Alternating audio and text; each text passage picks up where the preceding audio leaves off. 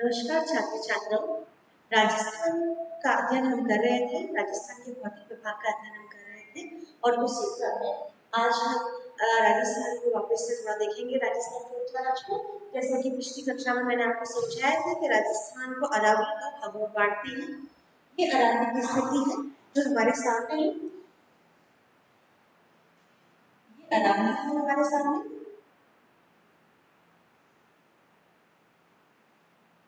अब इसे समझने की आवश्यकता है कि इधर का जो भाग है वो समप्राय मैदान यानी लगभग मैदान है, और जो कभी नदी का मैदान रहा था इसमें यह निचला मैदान है, ये ऊपरी मैदान है जिसे हम बागड़ कहते हैं, और ये रेतीला क्षेत्र है।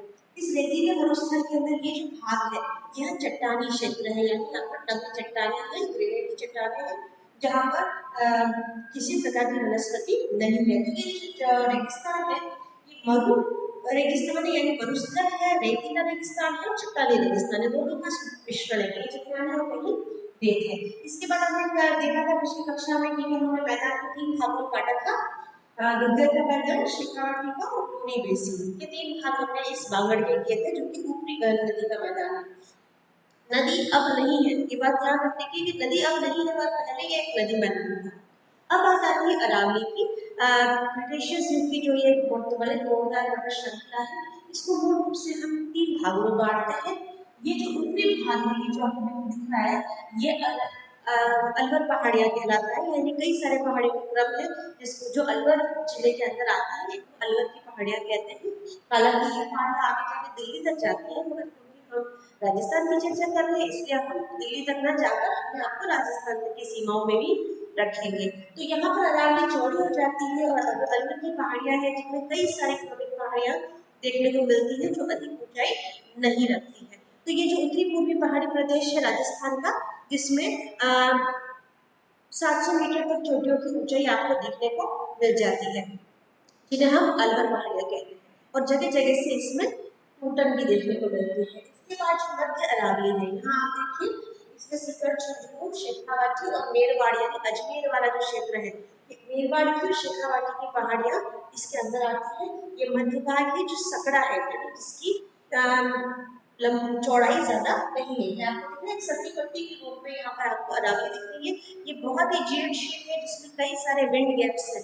विंड गैप का मतलब कि यहाँ ऐसे बड़े बड़े क्षेत्र हैं जहाँ कोई पहाड़ अस्तित्व में वर्तमान में नहीं है। पहले ये पहाड़ी संलग्न थी, परंतु अब ऐसा नहीं है। अब बीच बीच में विंड गैप आने की वजह से क्या हो रहा है कि जो इधर का रेगिस्तान है वो अपना विस्तार पूर्व की तरफ ले जा रहा है, यानी हवाएं जो है वो अपने साथ रेती मिट्टी जो धूल और रेती है उसको लेकर पूर्व की तरफ आ रही है, और ये रेगिस्तान इस और विस्तृत हो रहा है। ये इस रेगिस्तान को रोकने का काम कौन कर रहा था? अरावली। परंतु अब क्योंकि अरावली पहले से ही प्राचीन फलित मोरदार पर्वत है और अब जीर्ण शीर्ण और होती जा रही है, जिससे यहाँ पर कई सारे विंड कैप बन गए हैं जिनसे धूल और रेती पूर्व की तरफ आ रही है। और इस मध्य अरावली में जो मैंने बताया मेरवाड़ और शेखावाटी की पहाड़ियां हैं, इसके बाद आती है हमारी दक्षिण अरावली। वास्तव में अरावली की जो ऊंचाई है, जो अरावली का महत्वपूर्ण भाग है, वो दक्षिणी पूर्वी भाग ही है, जिसके अंदर आपका मेवाड़ क्षेत्र आता है, मेवाड़ की पहाड़ियां आती है और इसमें घोराट का पठार भी आता है। तो ये जो क्षेत्र है ये सबसे ऊंचाई लेने वाला क्षेत्र है। यहाँ पर आपका जो ऊंचाइयां है वो समुद्र तल से 1000 मीटर के लगभग आसपास ऊंचाइयां ले लेता है। तो ये क्षेत्र सबसे प्रोमिनेंट क्षेत्र है दक्षिणी पूर्व वाला, जिसके अंदर आपका कुछ भाग सिरोही का, उदयपुर का और कुछ भाग आपका डूंगरपुर का सम्मिलित होता है। इस भाग के अंदर सिरोही, उदयपुर और डूंगरपुर के क्षेत्रों को मिलाकर के दक्षिणी क्षेत्र बनता है। इसमें घोराट का पठार और मेवाड़ की पहाड़ियां दोनों सम्मिलित किए जाते हैं। अब इसमें हम ध्यान एक खंड अलग कर रखा है, आपको देखना होगा इस दक्षिण पूर्व में भी एक मैंने ब्लॉक अलग कर रखा है, और वो ब्लॉक है आबू पर्वत खंड। आबू पर्वत हम सब जानते हैं, माउंट आबू हम जानते हैं, हम मानते हैं अरावली का सबसे ऊंचा शिखर जो कितना है 1722 मीटर ऊपर है। समुद्र से 1722 मीटर ऊपर, और इस अरावली का सबसे ऊंचा शिखर जो है वो माउंट गुरु शिखर है, जो इस आबू खंड में स्थित है। यहाँ पर सबसे ज्यादा जो अरावली है वो संलग्न यानी एक समान है, जिसमें कोई विंड गैप या कोई बीच में दरार या घाटी नहीं है, संलग्न ऊंचा पहाड़ी का खंड है जिसको आबू खंड कहते हैं। अब ये बात समझने की है कि एक क्वार्ट्ज से निर्मित एक कठोर पर्वत का खंड है जिसमें नग्न क्वार्ट्ज चट्टानें आपको देखने को मिलती है और यह बहुत ऊंचा और संलग्न पहाड़ है जो दूसरी अरावली पहाड़ियों है उनसे बिल्कुल अलग है। अब ये समझने की बात है कि इसका निर्माण काल अरावली की समकालीन नहीं है, जबकि यह बहुत बाद में निर्मित हुआ है। इस आबू खंड का अगर आप भूगर्भिक इतिहास देखें तो वह प्राचीन नहीं है, नवीन भूखंड है।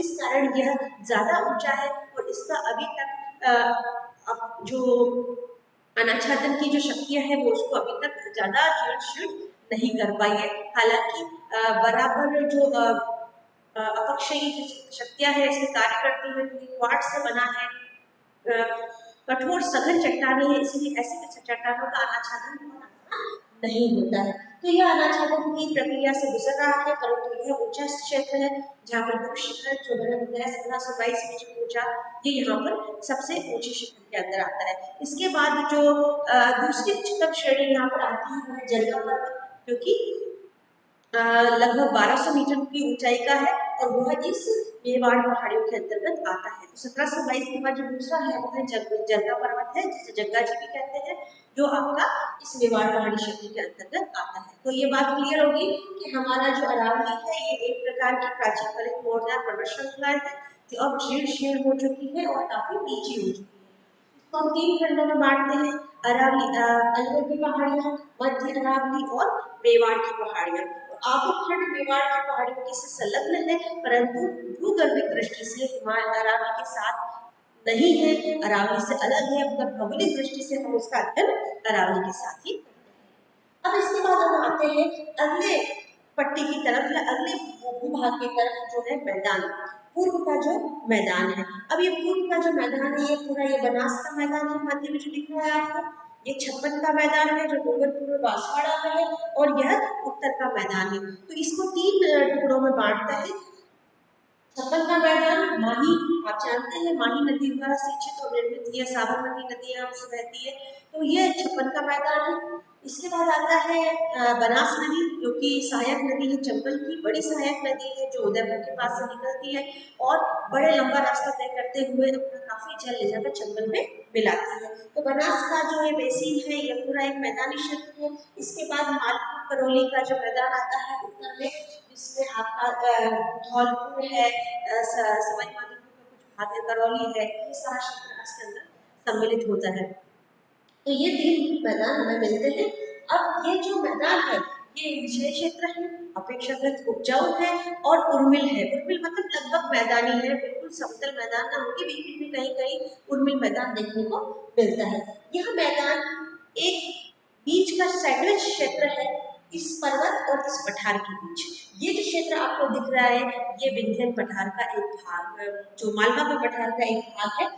इस मालवा का पठार का जो ये भाग है, इस पठारी भाग और इस पर्वतीय भाग के बीच की जो पट्टी है वो मैदान है, जिसे अरावली से निकलने वाली नदियां और पठार से निकलने वाली नदियां सिंचित करती है। तो ये नदियां सिंचित करते हुए चंबल नदी और ये सब नदियां एक मैदान को सिंचित करती है। अब हम इस पठार को भी 2 भागों में बांट देते हैं।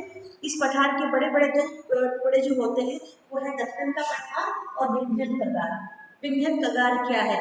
कगार मतलब भ्रंश और भ्रंश का किनारा, जिसे हम कगार कहते हैं। ये जो लाइन आपको दिख रही है ये है विंध्यन कगार। कगार मतलब यहाँ पर भ्रंशन हुआ है, ये सीधा भाग है जिसमें भ्रंशन हुआ है, जिससे एक भाग नीचे चला गया।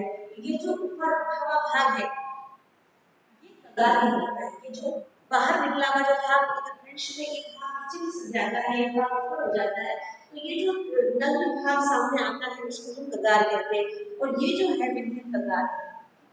इसके बाद ये जो भाग है पूरा बूंदी, झालावाड़, बूंदी और आपका कोटा का, वो मालवा का पठार का भाग है। पठारी भूभाग है, लावा जमी चट्टानें मिलती है और काली मिट्टी मिलती है, तो ये पठारी भाग है। और यह बहुत वेटलैंड टोपोग्राफी का भी उदाहरण है, यानी यहाँ पर नदियों ने काट फाट के इस पठार को जीर्ण शीर्ण तो किया ही है, कई सारे बड़े बड़े खड्ड भी बना दिए हैं, जिससे ये जो टोपोग्राफी हुई है वो जीर्ण शीर्ण हो गई है। पठार संलग्न नहीं है क्योंकि प्राचीन पठार है, इसलिए अरावली की तरह यह भी विच्छिन्न पठार है, इसको कई जगह से नदियों ने काट काट के मैदान बनाए हैं, परंतु वनों के विनाश के कारण इस मैदान जो पठारों के बीच बने हैं उसमें बहुत ज्यादा मिट्टी का कटाव हुआ है, जिससे सब भूमि निर्मित हो गई है और बीहड़ों का निर्माण हुआ है। बीहड़ मतलब नदी द्वारा किए गए अपरदन और पानी द्वारा किए गए अपरदन से अनइवन लैंडफॉर्म क्रिएट होता है, जिसको अपन बीहड़ कहते हैं। तो ये क्षेत्र बीहड़ के लिए विख्यात है। ये विंध्यन कतार है जहाँ से होके चंबल नदी गुजरती है और आगे जाकर यमुना में मिल जाती है। तो ये थोड़ा सा एक आउटलाइन मैंने दी है आपको भौतिक विभाग की, जिसमें हम तीन चार बड़े बड़े क्षेत्र हैं। मरुस्थल है हमारा, पर्वत है, मैदान है और पठार है। ये बड़े बड़े भूभाग हैं जो राजस्थान के हैं। धन्यवाद।